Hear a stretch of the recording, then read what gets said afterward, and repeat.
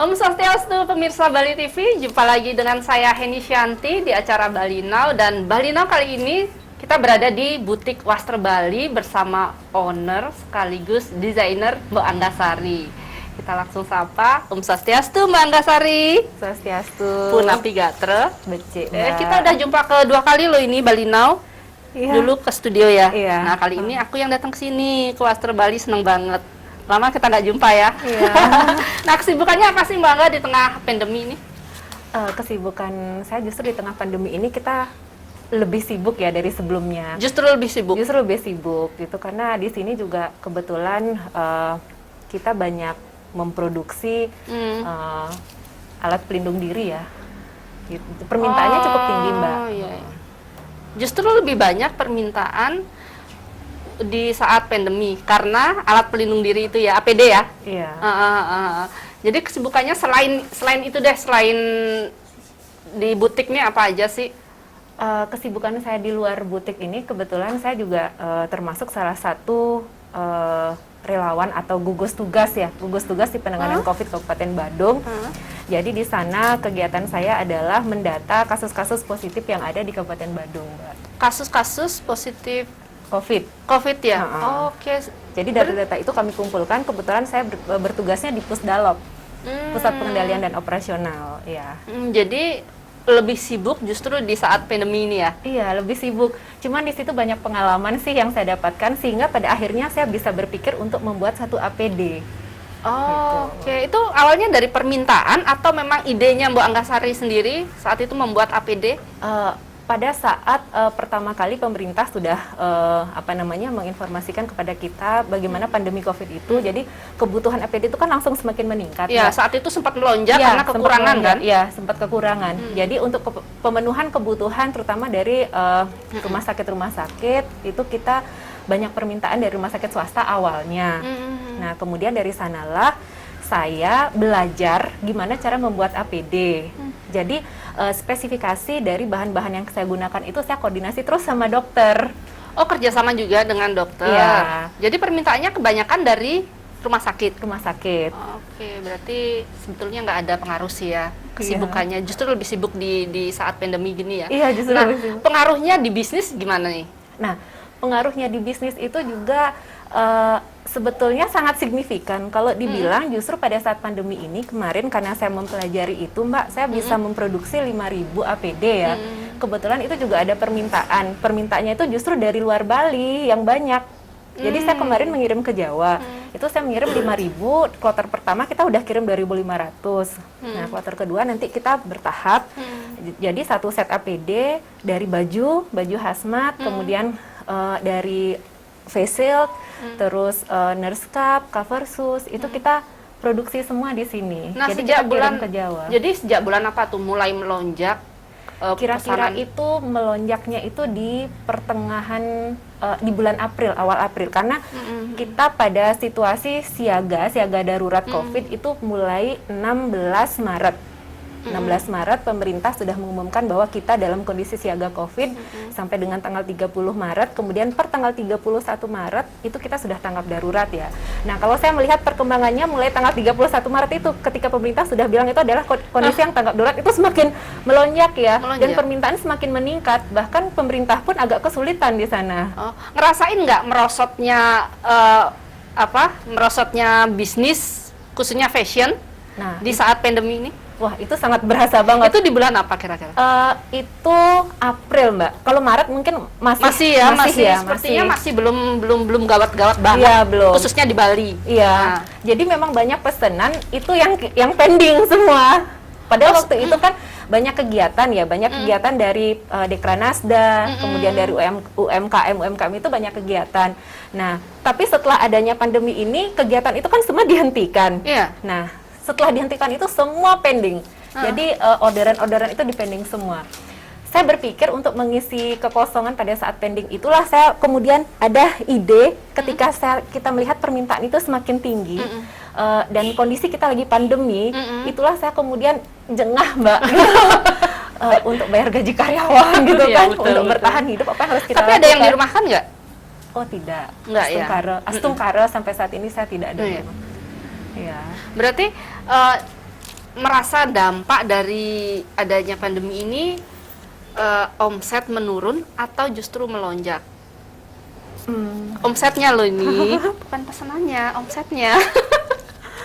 Kalau dari sisi omset pastinya itu kalau dari sisi dari sisi desain-desain yang saya jual itu pasti sangat terasa, sangat berkurang Menurun banget. pasti ya? Ya, sangat berkurang banget. Tapi kalau kita bilang dari sisi yang lain, Mbak, dengan masuknya orderan ke kita 5.000 APD, itu sudah sangat luar biasa buat Sudah menutupi. ya, sudah menutupi kekurangan itu. Cuman memang pada saat ini itu ide dan kreativitas kita di dalam mendesain suatu karya itu yang benar-benar dituntut ya. Karena kalau kita ngelihat di mana sih ada fashion show sekarang, kan Nggak nggak ada ada. ya.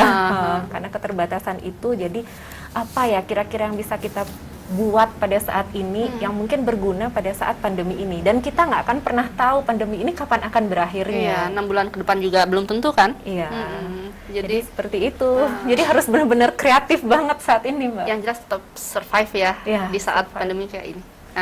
Oke, baik, kita jeda saat ya Mbak Angga. Oke pemirsa, kita jeda saat, jangan kemana-mana, tetap di Bali Now. Baik pemirsa, kita sudah ada di segmen kedua, masih di Butik Wastra Bali bersama Mbak Angga. Kita mau ngebahas masalah APD ya Bu Angga. Iya, Tadi kan sudah APD. dibahas di segmen pertama. Bisa dijelasin nggak dan dikasih tahu kepada pemirsa Bali Now seperti apa aja sih yang desain dari Wastra Bali untuk APD khususnya? Kalau untuk APD, alat pelindung diri itu sebenarnya dia terdiri dari beberapa bagian.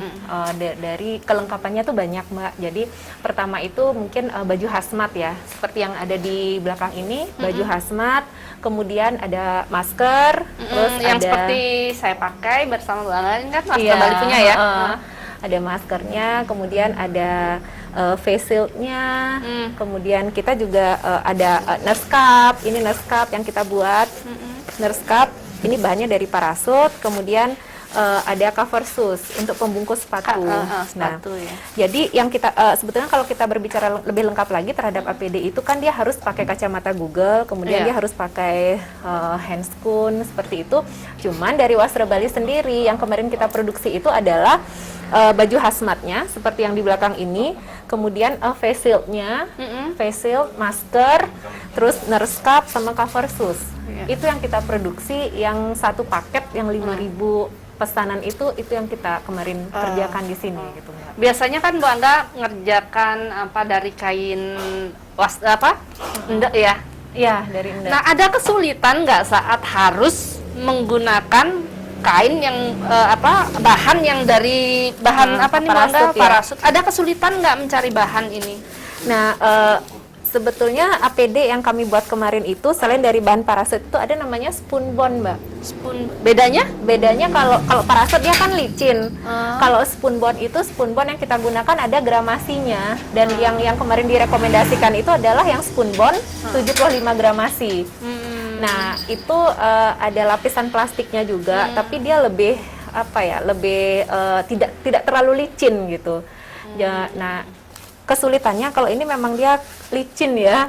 Oke. Agak-agak licin gitu, Mbak. Jadi kita membutuhkan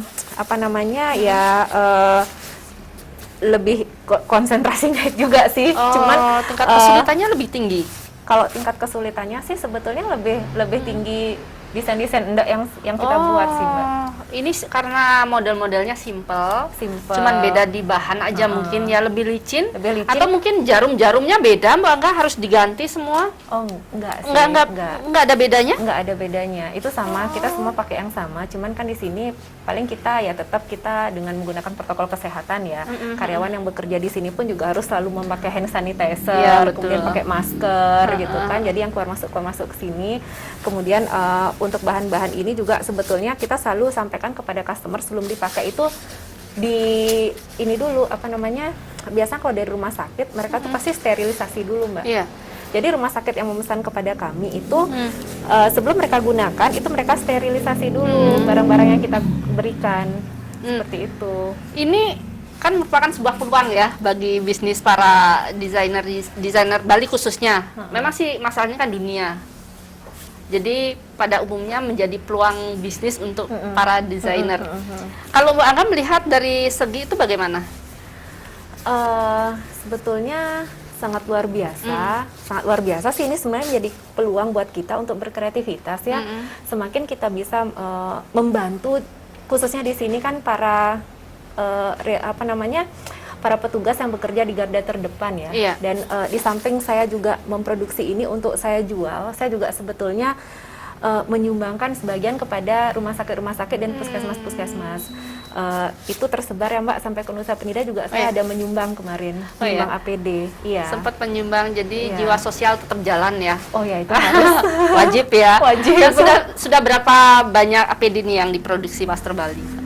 Sekarang APD yang kita produksi itu sudah kurang lebih 5.000 APD ya Mbak ya. 5.000 APD berarti dari bulan April. Itu kesulitan kami Mbak. Kalau mungkin desain enggak yang kita buat di sini itu kan 1-2 gitu kan dikit ya. Maksudnya tidak dalam jumlah yang banyak ya.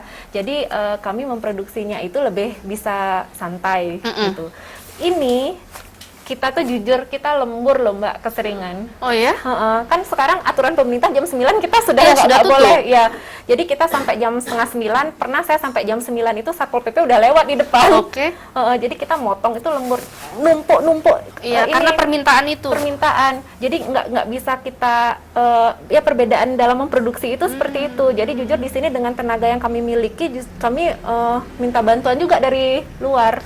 Jadi kita juga memberdayakan teman-teman UKM yang lain. Iya. Jadi saling membantu. Ya. Jadi di sini kesulitan untuk tenaga, mungkin tenaganya kurang. Mungkin di tempat lain yang tenaganya nganggur mungkin bisa membantu untuk memproduksi karena kebutuhan mereka itu pokoknya saya mau 2.500 atau 5.000 di bulan ini ya Bu. Nah kalau kayak gitu kan kita bingung ya Mbak. Dan yang paling sulit pertama kali yang saya rasakan adalah ketika saya memproduksi APD ini dengan bahan spunbond ya pada waktu itu ya Mbak. Kalau parasut yang tidak licin kan? Ya yang tidak licin dengan bahan spunbond. Itu harganya setelah pandemi ternyata naiknya tuh hampir 3 kali lipat Mbak. Bukan 2 kali lipat lagi, 3 kali lipat. Mencari bahannya di luar Bali atau di Bali? Saya akhirnya setelah keliling-keliling Bali, harganya itu naik 3 kali lipat. Sementara kita juga nggak mungkin kita jual dengan harga yang sangat tinggi sekali ya. Akhirnya saya mencari keluar Bali. Caranya saat itu kan susah juga, kita harus keluar dari wilayah Bali. Dan pada waktu itu kebetulan saya ada kenalan toko-toko kain yang bisa membantu saya Mbak. Jadi pada waktu itu kami mendatangkan memang dari bahan ini dari Bandung, bahan spunbondnya itu. Jadi mereka waktu itu saya sampai menghabiskan ya lumayan banyak ya, hampir 100 roll gitu ya saya mendatangkan dari sana. Ini dulu nggak tertata rapi begini di sini. Justru pada saat pandemi ini butik ini tuh memang benar-benar jadi jadi dadakan untuk memproduksi APD. Di sini ini numpuk kemarin Mbak, numpuk roll-roll spunbond. Jadi kami motongnya di sebelah.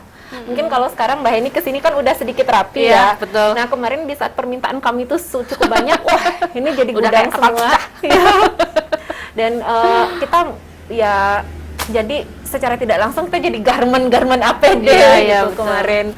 Ya akhirnya kesulitan bahan dan harga yang semakin meningkat itu di satu sisi juga naluri bisnis yang kita jalan lah ya. Ya, cuman kadang-kadang kita berpikir pada situasi kayak gini itu kayaknya kita ada perasaan yang tidak tega gitu loh Mbak untuk menjual dengan harga yang tinggi. Jadi benar-benar kalau harga dari kita untuk APD itu bisa kita bandingkan lah di tempat yang lain. Kami masih sangat standar sekali harganya. Mungkin kalau di luar Bali itu sudah harganya cukup tinggi sehingga teman-teman yang ada di luar Bali itu justru ketemunya di Facebook Mbak. Oh ya? Iya. Karena promonya Mbak Angga kan di medsos juga kan? Iya, di medsos. Jadi mereka itu messenger saya.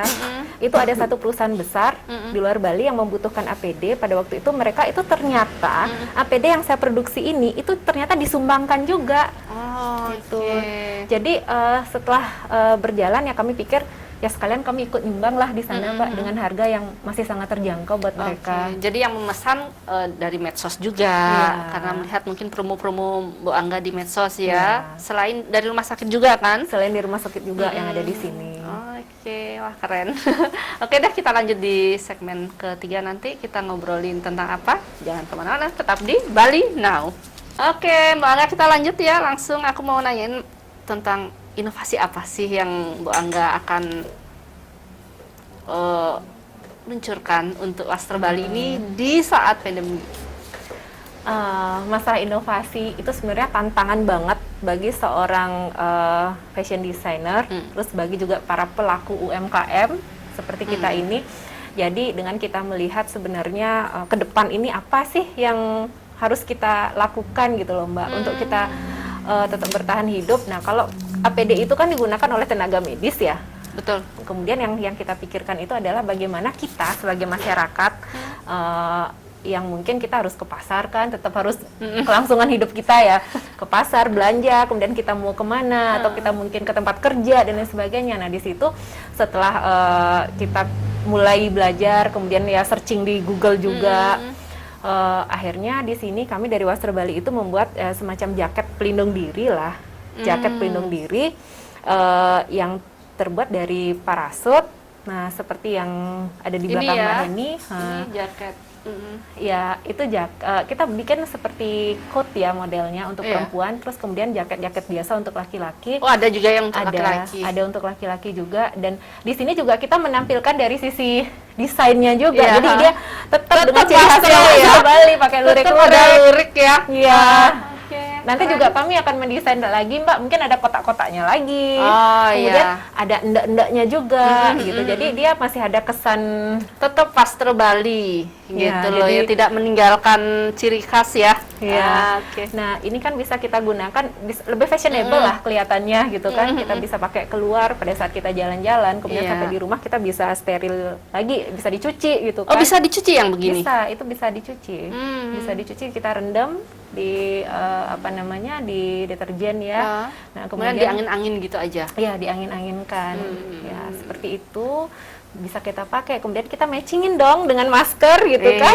Iya. Benar ya, kalau lurik maskernya lurik. Benar ya. Di sini juga ada kok, kami sebenarnya produksi masker, ada luriknya, ada kotak-kotaknya, ada endaknya, itu ada. Cuman begitu saya upload di medsos itu banyak orang yang suka. Jadi kita next aku pakai lurik, serba lurik dan ntar pakai syuting di Bali Now.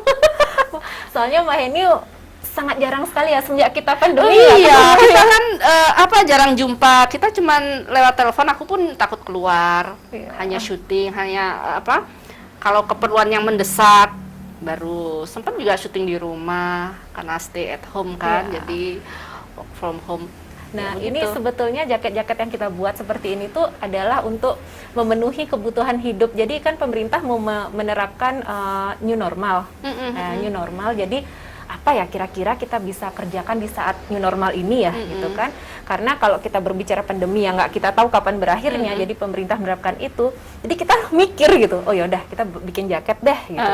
Tapi jaketnya ya nggak cuman gitu-gitu aja desainnya. Gimana kalau kita desainin sedikit, kita isi endek, kita isi lurik, kotak atau apa. Jadi masih ciri khasnya Wastra Bali. Gitu. Dan dipakai kemanapun masih tetap ini ya keren ya, keren lah gitu. Jadi nggak kayak pakai jas hujan gitu kan. Jadi masih desainnya juga keren-keren kok. Ya Mbak, ini baru kita nanti kedepannya juga kita akan buat beberapa. Setelah itu kita akan launching. Jadi mungkin nanti mekanisme launchingnya itu kan kita mungkin ya harus melalui ini ya media sosial. Seperti itu ya. Sekarang kan semua permainannya media sosial.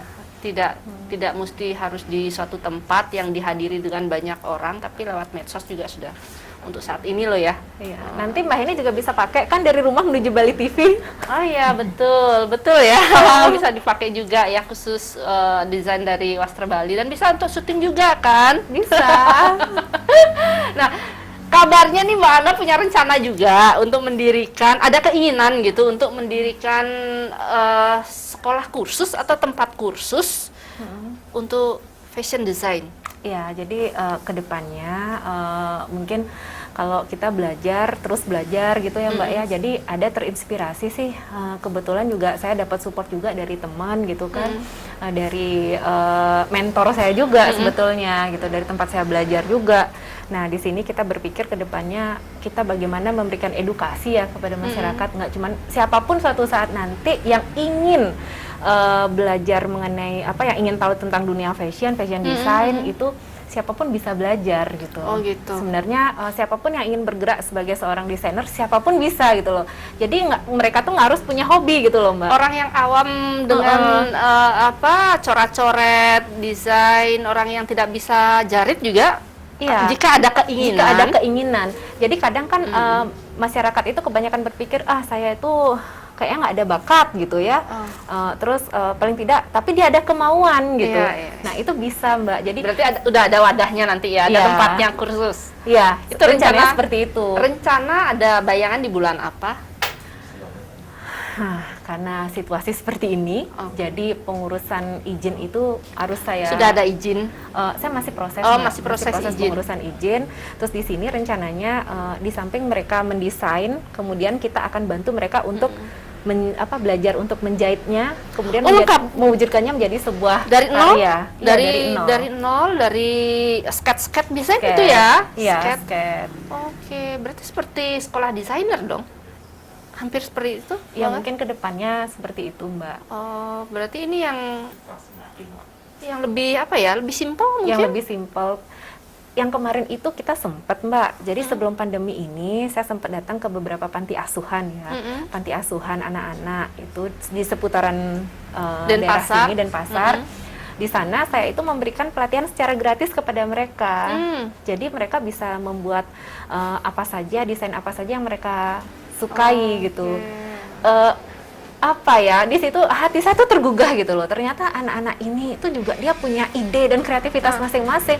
Bahkan anak-anak itu pada berbakat, Mbak. Sampai saya bilang di antara kalian yang benar-benar ingin mewujudkan untuk menjadikan ini sebagai satu kedepannya, sebagai satu usaha untuk mereka bisa menghasilkan menghasilkan uang lah ya dari sana. Ayo, saya akan support gitu, Mbak. Jadi mereka mendesain, mereka kemudian belajar menjadi di sini, saya akan bantu untuk memarketkan itu gitu loh. Itu dalam satu hari saat itu? Itu cuman nggak dalam satu hari, cuman hitungan jam.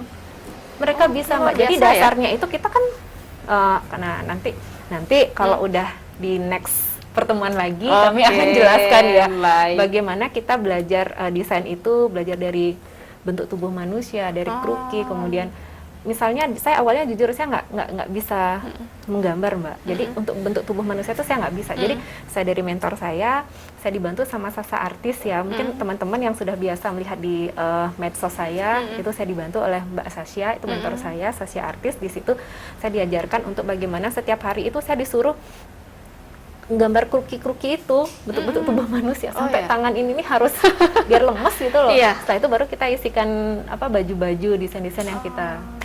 Jadi memang nggak mudah ya. Memang harus belajar dari nol. Tapi yang penting ada kemauan pasti bisa. Iya, yang penting ada kemauan. Oke, Mbak Angga, kita jeda saat ya. Kita lanjut nanti di segmen keempat. Jadi jangan kemana-mana, tetap di Bali Now. Baik, Mbak Angga, kita sudah di segmen keempat. Nggak terasa ya, rasanya sebentar banget kita ngobrol karena lama nggak jumpa sih.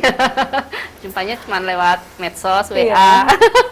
Oke, nah aku mau nanya nih, ini kan butiknya butik yang baru ya Mbak Angga ya? Dulu aku sering ke butik yang sebelah mana, selatan atau utara ya? Nah, ini kan butik baru, apa sih yang membedakan butik yang kemarin dengan yang sekarang? Tahu nggak sih Mbak, awalnya saya sempat down loh. Down saya itu adalah ketika butik ini dibangun, kemudian saya harus semangat kan, terus ini dibangun, terus tiba-tiba COVID kan? Iya, Mbak Angga kan sempat bilang tuh lagi membangun. Aku sempat lewat juga sih, sedang separuh membangun sepertinya. Terus tiba-tiba COVID.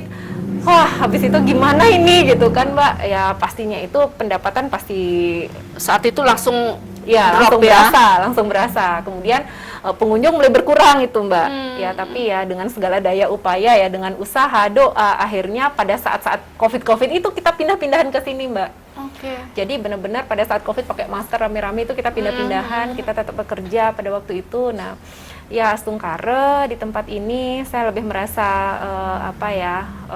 ide-ide itu mulai banyak mulai ngalir ya. Ya, semoga sih harapan saya di toko ini ke depannya, walaupun mungkin tempatnya agak jauh dari jalan utama, tetapi mudah-mudahan customer saya itu tidak sulit mencarinya. Ya, tapi kan semua sudah tahu kan customernya nih di jalan apa sih Mbak Angga? Ini namanya Jalan Pondok Asri. Pondok Asri, Pondok daerah Asri. Dalung ya? Tegal Jaya, Dalung. Dalung. Jadi di sini juga parkirnya lebih nyaman. Iya. Daripada yang dulu ya di Iya. pinggir jalan mepet, sekarang Dulu lebih itu nyaman. crowded ya, jadi Crowded. kalau macet itu kita susah gitu. Dan teman-teman saya juga banyak yang komplain itu susah parkir di sana, Iya, Mbak. Susah jadi parkir. sekarang lebih nyaman lah ya, lebih enak, lebih luas juga kok tempatnya. Dan di sini juga enaknya itu kalau ada customer yang datang karena tempat produksi kita di sebelah gitu, jadi kalau ada customer yang datang itu bisa jadi langsung diproduksi di sini ya, Iya, Mbak langsung Angga ya, di diproduksi di sebelah. sini. Jadi Oke. semua orderan-orderan itu kita langsung produksi di sini, kemudian jadi bisa komunikasinya bisa lebih cepat. Iya betul. Nah ngomongin masalah customer nih, nah pasti kan ada perbedaan ya saat sebelum COVID dulu sama sekarang. Sekarang itu apa ya? Keperluan pokok itu pasti mereka lebih utamakan ketimbang keperluan sekunder, Iya. ya kan? Iya. Nah di situ ada nggak kendala-kendala Mbak Angga, atau ada nggak apa sih untuk menyiasati keadaan seperti ini? Pasti orang kan sekarang harga sudah berpikir harga loh sekarang. Kalau dulu mungkin oke lah berapa aja kebayar gitu. Kalau sekarang mungkin mikir lebih baik untuk kebutuhan pokok dulu. Nah untuk menyiasati itu apa sih, dan seperti itukah keadaannya gitu? Wah, itu sangat benar sekali, Mbak. Jadi itu sangat berasa sekali. Kalau dulu mungkin ketika kita mendesain kita kan jujur kalau saya itu sangat idealis sekali terhadap desain ya gitu ya. Jadi kalau apa yang kita desain itu ya otomatis itu kan ada satu karya, ada nilai gitu kan, Iya, Mbak. betul. Dan ada harga kan. Nah, Iya. kemudian ya sekarang jujur saya bilang permintaan terhadap hal tersebut itu sudah mulai berkurang. Jadi customer yang datang itu sudah mereka itu sudah lebih memilih yang mungkin lebih sedikit terjangkau ya gitu. Mungkin yang dengan Yang kualitas yang mungkin? ya mereka sudah pergeseran dari kualitas nih sekarang. Iya, iya. Jadi dulu mungkin kualitas gitu Iya. kan. Sekarang udah mulai mengalami pergeseran. Yang penting harganya terjangkau, ya mereka bisa Iya. sambil mereka juga bisa mengatur keuangan Iya, sendiri kebutuhan gitu kan, pokok kebutuhan. mereka ya sekarang tidak. Dan Bu Angga sendiri pasti tidak memikirkan ini desain saya harus memiliki value, tidak Iya, seperti iya. itu kan untuk saat ini. Saat ini saat ini akhirnya saya juga harus ikut Memikirkan, ya. itu juga harus yang menurunkan sedikit ya idealisme saya terhadap satu karya itu, yang pada akhirnya bagaimana mereka bisa bisa memenuhi kebutuhan sandang mereka juga, tetapi dengan harga yang terjangkau. Kemudian ya kalau kualitas ya kita pasti memperhatikan kualitas sih, Tetap Mbak. ya? Tetap memperhatikan kualitas. Dan di sini yang menjadi PR lagi adalah bagaimana ini kan kalau saya di sini kebutuhan desain saya sebagian besar enggak ya gitu. Jadi itu menjadi PR banget. Bagaimana Iya. kita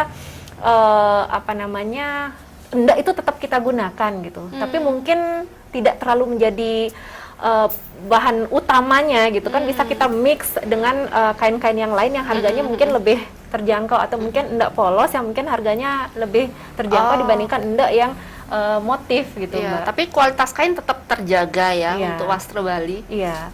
Dan bagaimana caranya sekarang yang menjadi PR adalah desainnya masuk, kemudian harganya terjangkau. Itu jadi PR. Sulit nggak? Yang seperti enggak rasanya ya? Iya, harus banyak Diakal-akalin aja diakal-akalin berarti ya, harus banyak ini ya, Mbak. Kalau saya sih karena ini ya harus banyak nge-google kita kan, harus banyak searching browsing ya, ya. Terus kita ngelihat juga dengan kebutuhan saat ini seperti apa gitu kan. Jadi ya benar-benar dituntut banget kreativitas Iya, kita. betul.